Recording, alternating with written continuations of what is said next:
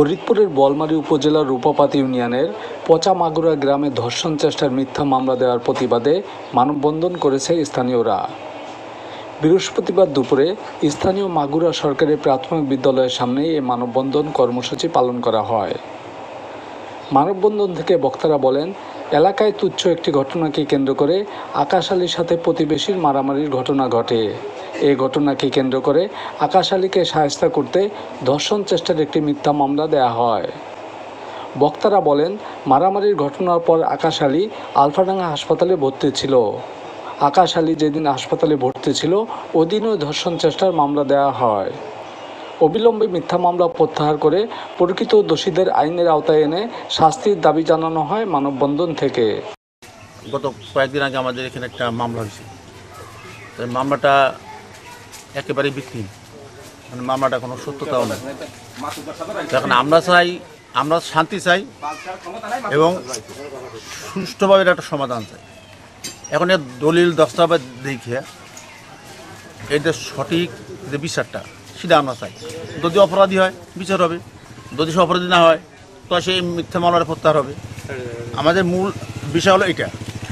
ছেলে তো পুরানে হাফেজ পাশ করছে, বুঝছেন, কিন্তু ওর নামে একটা মিথ্যা অভিযোগ দিছে যে সে নারী ধর্ষণের হয়েছে, মারামারি, তারা দিছে নারী নির্যাতনের দিক, কিন্তু তার সাথে তার কোনো সম্পর্ক নাই। সে হসপিটালে ছিল, তখন তার নামে মিথ্যা মামলা দিছে। তখন যেদিনকে মারামারিটা হয়েছে ওই দিনকে হলো 10 তারিখ ছিল, 5টা বাজে ওরে হসপিটালে ভর্তি করছে।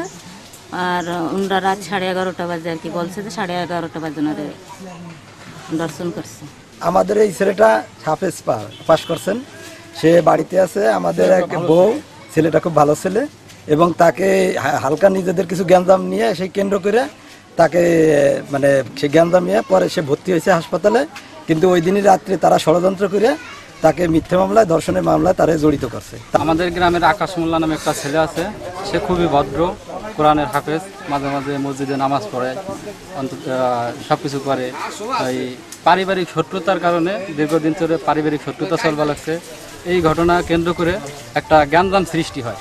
ওখানে মূলত জ্ঞানজাম হয়, জ্ঞানজাম হলে পরা সেখানে মারামারি হয়। মারামারি হলে পরে আকাশকে তারা মারা পর আকাশ ওই দিন যেদিন মামলার ঘটনাটা রাত 11:30 সেদিন আকাশ ভর্তি হওয়া লাগে 10 তারিখে 4টার দিকে আর কি হাসপাতালে ভর্তি হয়। আর মামলার ঘটনা দিছে হচ্ছে 10 তারিখ রাত 11:30টার দিকে। তো যে লোক হাসপাতালে ভর্তি থাকে সেই লোক কিভাবে এসে ধর্ষণ করে? যে মামলাটা ঘটছে ধর্ষণের মামলাটা, সেই ছেলেটা তো ওই দিন ছিল হাসপাতালে ভর্তি, তাই দর্শন সে কেমনি করে, সে ছিল 2 দিন পর এই দেশে এসে পৌঁছেছে।